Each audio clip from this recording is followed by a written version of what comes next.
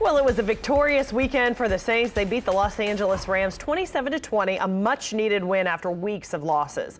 Joining us with his take on the game, WWLTV.com sports writer and host of Saints Happy Hour podcast, Ralph Malbrough.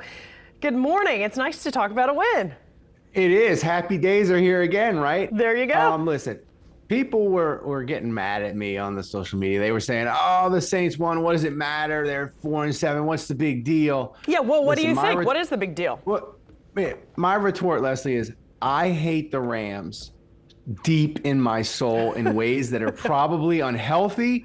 The day that I don't enjoy the Saints beating the Rams is the day I do something else on fall Sundays. Listen, beating the Rams for me is right up there with the Atlanta Falcons. The Rams have delivered us so much heartache to Saints fans. We got Mike Lansford, Flipper Anderson, if you're old, the no call that we'll never get over. They injured Drew Brees in 2019. Mm-hmm. Listen, seeing Los Angeles head coach Sean McVay looking like a man who wants to push the Sean Payton take a season off button made yesterday extra special. McVay on Sunday, he looked like me. He looked like me when I'm cleaning my cat's litter boxes. He wanted to be anywhere else in the world than where he was. It was glorious. Yeah, that was great. Okay, Dennis Allen decided to stick with Andy Dalton. Didn't really dive too much into why, but he looked like a genius yesterday. How was Andy Dalton able to kind of bounce back?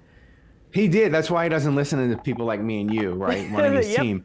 Andy Dalton is going to be hard-pressed to play a better game than he did yesterday. Look, he's 21-25, 260 yards, 3 touchdowns. He took some ill-advised sacks, but that's just Andy Dalton. You can't expect him to be flawless, right? Sure. It's amazing how much fun football can be without turnovers and penalties. And Leslie, it was nice for a change for the Saints to have the get-right game against the terrible team instead of the terrible team having the get-right game against the Saints. Andy Dalton looked pretty good, and it gives us a little hope going forward these last 6 weeks. It does, and I love those throwback unis. They're pretty sharp. It was hard to believe Jarvis Landry had his first touchdown as a Saint yesterday, and we saw some young players step up.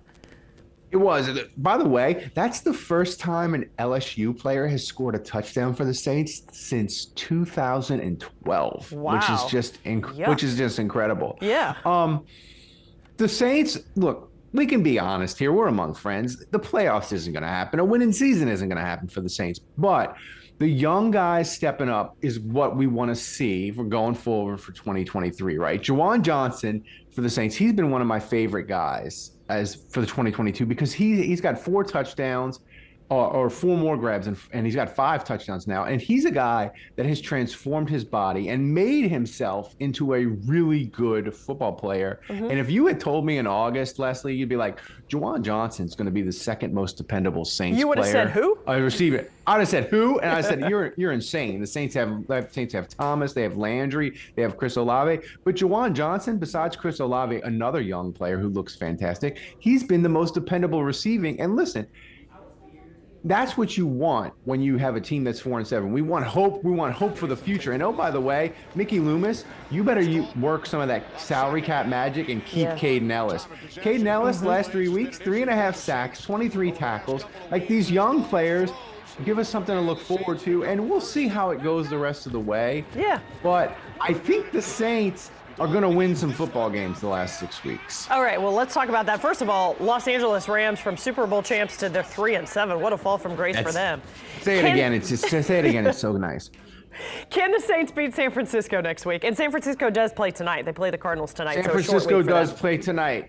I don't wish them anything bad for them to happen tonight, but if it did, I wouldn't complain. Listen, San Francisco is a really bad matchup for the Saints. They've been a bad matchup for the Saints the last 5 to 6 years. When the Saints are healthy and a good team, this is a bad matchup for the Saints. It's going to take the Saints playing their best game of the year. And Leslie, for the Saints to win Sunday, we need post-Thanksgiving shenanigans. We need turnovers. We need punt returns for touchdowns. We need turnovers, which the Saints seem incapable of creating. We need basically a miracle after Thanksgiving, but anything is possible. They won Sunday, so we'll hope for the best. And yesterday they had a clean game. Ralph, thank you so very much for your take.